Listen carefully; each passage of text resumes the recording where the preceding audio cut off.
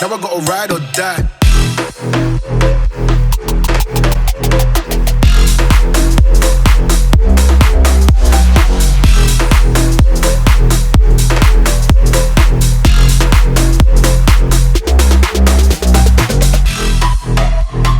Welcome back to the channel, guys. I have a few things to talk about with the Focus ST, but we're starting the day off by showing you model car guys out there the newest addition to the model car collection. It is this, the one in the center. It is an Audi TT. We'll open the doors up for you guys because I'm trying to actually collect every car that I've not necessarily had, because I've had a lot of cars. I mean, like 50 now, I think, but I'm trying to buy that are pretty much exact replicas of the cars I had. So I had one of these when I was 21 and it was identical to this, silver with silver wheels. There's only 20 quid off eBay. It's not an expensive model, but just cool to have, innit? We're starting the day off though by looking through the car park like we do pretty much every video, but it is chucking it down with friends. We're gonna do it from the inside. As you can see, horrendous today. Not too many really exciting things today. XC90 there. We've got this Seat Cupra just over here. If my camera can show you guys, I think it might be a 16 valve. This wasn't an FR series, and I actually had that generation with the 1.8 turbo lump in it. Really, really cool car, and I think if I remember correctly, they were cheaper. Now they're really not. So relatively nice to see one of those, although my camera can't quite pick it up. I don't know if I can get a model version of one of those. That would be quite interesting. Blue with black interior, I think it was, back in the day. This is when I was 18, 19 years old. Around 200 horsepower. It was actually really fun. I had it just before my Audi TT actually, so I remember those days really, really well. But again, nice to see one maybe out and about. Other than that, car park spotting today, not so great because it's so rainy. Sorry about the wind noise, everybody. Try and get a couple of revs of the ST. Is he listening to tunes? Okay, copyright infringement. Not actually allowed to put this on the channel, but here it is. Just checking out this Sony sound system, mate. I was. You were like so in the zone. Then you were like, "This is me now in the car." I'm just noticing the bits I missed at like 11:15 last night. Oh, okay. Few bits is there. Ah, there always is, mate. Oh, just little bits in there, is it? Can we just get everyone a little rev while we're here? Is that all right?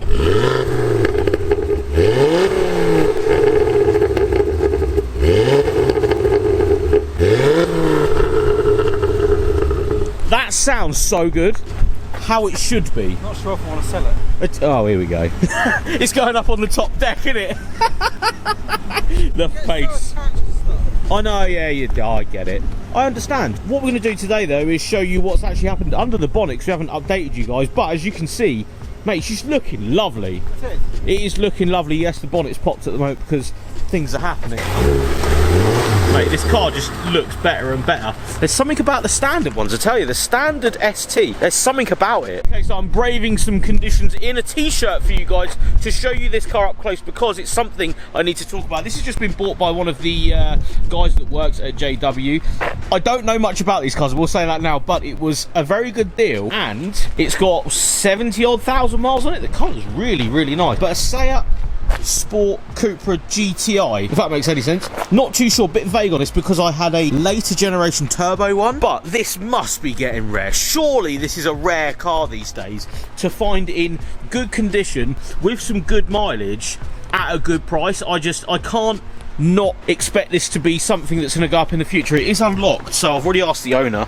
We can just have a little look inside. It is mint inside. Yes, it hasn't got a radio, I understand that, but inside it's like it's barely been driven. I'm convinced the bolsters are lovely. GTI on the seats, look at that, mate. This is a lovely bit of kit. Appreciation of a car that you genuinely don't see anymore.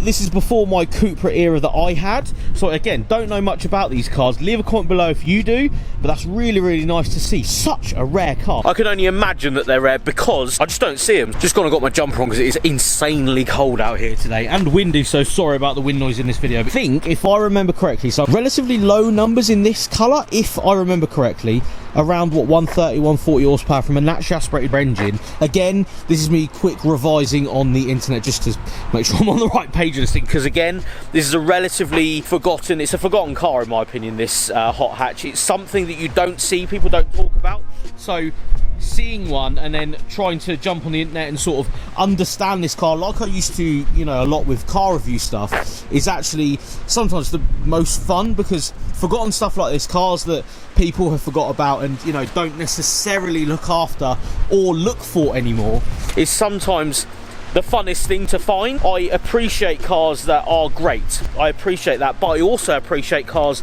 that never got the light of day to actually be great cars, and this could be one of them. This could be, in years to come, something that will go up and be really, really expensive. You don't know, that you don't really know, because you can't, again, you can't find another one for sale. And it's funny, I was just chatting to the owner and he said the colour on the logbook is brown. Now, I know what the camera's doing, it's a little bit of an orangey, but it looks very, very copper, which is interesting because it's definitely not brown whatsoever.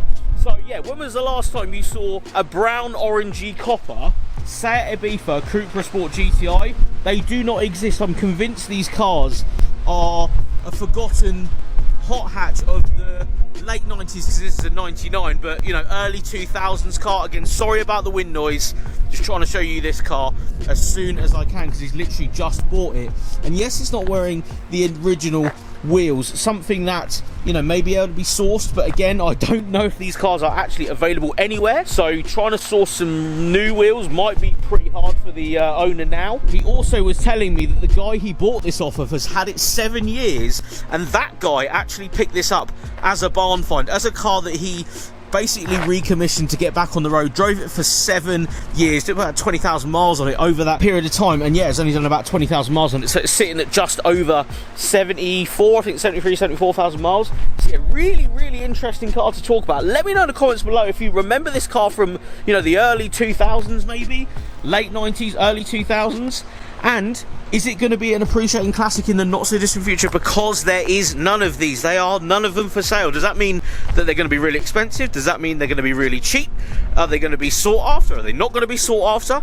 Let me know in the comments below. I personally think cars like this are going to be worth money. I think cars like this, you know, especially early 2000s, late 99 stuff, is going to be the next come up. So watch this space, because one day we'll look back at probably one of these videos and think, oh, they were a couple of grand at the time. It was relatively cheap. You know, maybe 5-10 years down the line, you won't be able to find one of those cars. So I reckon if you're, again, I keep telling people, if you're going to buy something, the time to buy is now, because very, very soon you're not going to be able to even find one, let alone probably afford to have a car like that, which is a huge shame. Right, it's cold, I'm in a t-shirt, you've got a hood up, lovely. Look how standard this is, mate. Yeah, it's not finished yet by any means. Not finished, but we've now got an airbox. The RS ECU location, ECU holder is gone. Yep, nice. Standard ST, air filter and ECU holder installed. We need the cold air induction system pipe thing that would be the Ford one. Yeah. So the air flows through the grill, up through there, up there. The millions of pounds that Volvo and Ford used to design this system is going back together. Yes, nice. I'm not sure, apparently the synthosers are a bit of a nightmare, but I still want one. Yeah, that's fine. Because I want to put it back. It's I've standardy. got new bolts coming for here. Nice. Here. Mate, then, no messing about here. Bolts are going. Oh yeah, no, yeah, not messing about. I want it to be lovely. Yeah. Sorry about the wind, everyone. I want it to windy be day. Like lovely. So it's going off the lake today. Yeah. It's going to Lake Auto Centre to have the slight wobble sorted, which we believe could be an engine mount. Which again we both picked up, so you were going to do anyway. Yes. Yeah. Something. Look at this. Then it's going off. Mondeo? Yeah, nice. Is that an ST? Mate, rare. We got rare cars today in a Champagne. Rare cars on rare cars today. It's going off to Lake to then see John, then go over the road to Princey to have the dents taken care of. Nice. Then the stripes. Then the stripes are going on. So yes, this is what I wanted to bring up mainly. You've decided, and I'm well happy about this, that it's getting a full stripe kit. It's getting a full stripe kit. So we're going door stripes, we're going stripes over the top. The next Why person can either go, nah, yeah, or yeah. Yeah. But he hasn't got to pay for it if he likes it. Yeah. So you want it genuine ones. You want it to make. Oh, you bought genuine ones. I love that you buy genuine stuff. That's so funny. A genuine licensed product from DMB. Yeah. Because, well, everyone renowns his graphics. Oh good, yeah, yeah. But we'll get Adam to put them on straight. Only from the best, yeah. Because I would definitely not put them on. But yeah, I'm happy that you've gone that way, because that's the brochure car that you saw way back when, and mate, I'm well excited about that. And the phone is going off again because Jason loves taking phone calls.